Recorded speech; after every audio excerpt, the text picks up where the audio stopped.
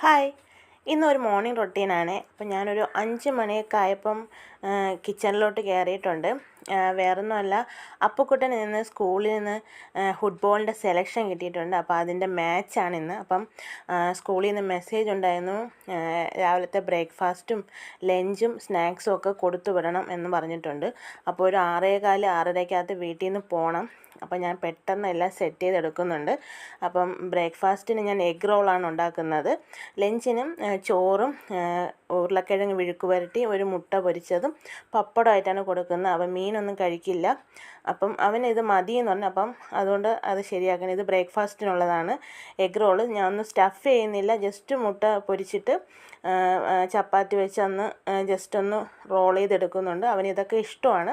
അപ്പോൾ സ്നാക്സിനായിട്ടൊരു കേക്ക് കൂടെയാണ് കൊടുക്കുന്നത്. അപ്പോൾ വീഡിയോ ഇഷ്ടപ്പെട്ടാൽ ലൈക്ക് ചെയ്യാനും ഷെയർ ചെയ്യാനും എന്നെ സപ്പോർട്ട് ചെയ്യാനും നിങ്ങളാരും മറക്കരുത്. താങ്ക്